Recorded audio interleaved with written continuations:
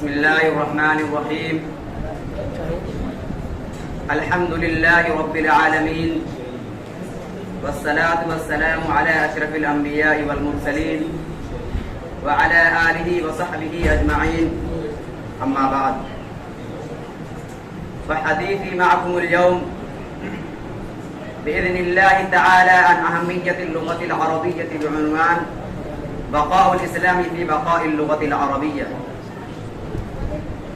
بعد أبي بدء أحمد الله سبحانه وتعالى الذي شرفنا وإياكم بالإسلام الذي ارتضاه دينا، وشرف اللغة العربية بالقرآن الذي ارتضاه كلاما، إذ أنها اتسعت وجدرت وتأهلت لحمل كتاب الله العزيز الذي لا يأتيه الباطل من بين يديه ولا من خلفه، تنزيل من حكيم حميد. سادة الأفاضل وزملاء الكرام، إذا أردنا أن نعرف قيمة أي شيء فإننا نعرف بمحتواها وبملابساتها. قال العلماء المخلصون الربانيون: إذا أردت أن تعرف قدرك عند الله فانظر أين أقامك. كذلك أقول بفضل الله وتوفيقه، إذا أردنا أن نعرف قدر اللغة العربية فلننظر أين أقامها الله، وإن مقامها معلوم لا يخفى عن أحد وهو القرآن الكريم. فلذا أصبحت لغة القرآن الكريم سبحان الله ما أعظم مكانها وما أشرف منزلتها وما أعلى رتبتها. ثانيا، إن الله سبحانه وتعالى ذكر اللفظ العربي مستقلا في القرآن الكريم أكثر من 10 مرات بعد ذكر القرآن الكريم، منوها بقيمة العالية الرفيعة وموحيا بمكانته السديدة المرموقة، ومشيرا إلى ضرورته الشديدة مع أن الهداية المنشودة المتعلقة بالقرآن الكريم قد كملت بذكر القرآن الكريم، ولكن الله سبحانه وتعالى أشاد بذكر اللغة العربية مستقلا. فهذا إن دل على شيء فإنما يدل على انفراديتها المسلمة وخطورتها الشديدة وعظمها البالغ في نظر الله تعالى. ومن ثم قطع الله لسان المعترضين عندما اتهموا النبي محمد صلى الله عليه وآله وسلم بتعلم القرآن أو تلقنه من الغير، قائلا في كتابه العزيز: ولقد نعلم أنهم يقولون إنما يعلمه بشر، لسان الذي يلحدون إليه أعجمي وهذا لسان عربي مبين. معتدا باللغة العربية ومبينا حالتها أمام حالتها. كيف للغة أعجمية أيا كانت نوعها وجنسها تدرك شأن اللغة العربية؟ كيف يقولون هذا بأنه يتلقن من الغير وهو الأعجمي، وإن هذا القرآن الكريم باللسان العربي المبين؟ كيف عقلهم وكيف نظرهم وكيف فهمهم وكيف بصارتهم؟ أيقال هذا أن يعلم العجمي العربي؟ هل يعلم الأبكم الأنطق؟ هل يعلم الأعمى البصير؟ هل يعلم الجاهل العالم؟ هل يعلم الأمي القارئ؟ ما لهم أفلا يعقلون؟ هل هذا يسمع؟ ما لهم أفلا يفهمون؟ هل هذا يحفظ؟ ما لهم أفلا يعون شيئا؟ ألغوا عقولهم وقلعوا آذانهم وفقعوا عيونهم وعميت أبصارهم.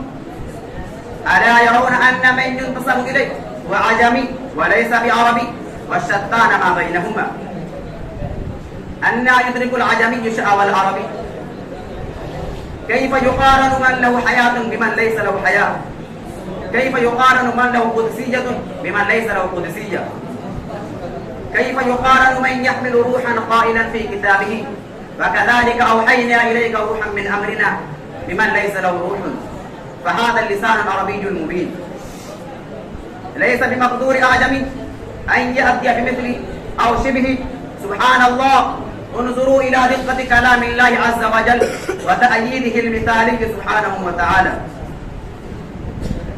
ثالثا، إن اللغة العربية معجزة إلهية كالقرآن، لا يمكن أن نفصلها من القرآن الكريم، والقرآن الكريم كله معجزة ربانية لا يمكن أن تصل إلى فلا يمكن للغة من لغات العالم أن تصل إلى درجتها السامية ومكانتها الشريفة.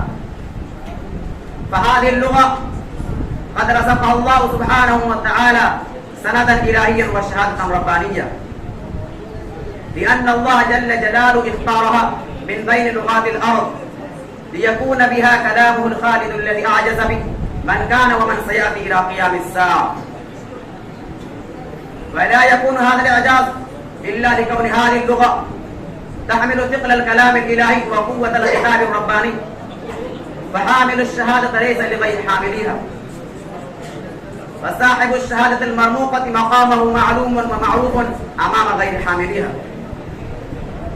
رابعا، إن اللغة العربية تربط الوحدات الإنسانية النبيلة، فإنها تربط الوحدة الإيمانية والوحدة الأخلاقية والوحدة السلوكية والوحدة الفكرية والوحدة الثقافية والوحدة الحضارية، فإنها أفضل وأشرف دعاء يسع لكل صفات نبيلة بكامل طاقتها وصلاحيتها، فإنها خير معين لنشر الثقافة الإسلامية والحضارة النبيلة الإنسانية القيمة، فإنها من أهم مقومات الأبوية العربية والإسلامية. فيجب على كل من أراد أن يحب الله ورسوله أن يتعلم اللغة الشريفة ويبذل قصارى جهده لتعلمها ويتعمق في معانيها حتى يفهم مراد الله على الوجه الصحيح، ولتفتخر الأمة الإسلامية على تراثه الثقافي الحضاري المجيد، لا سيما على اللغة العربية كما شاءت، لأنها مخلدة مع تقليد القرآن الكريم. وآخر دعوانا الحمد لله رب العالمين.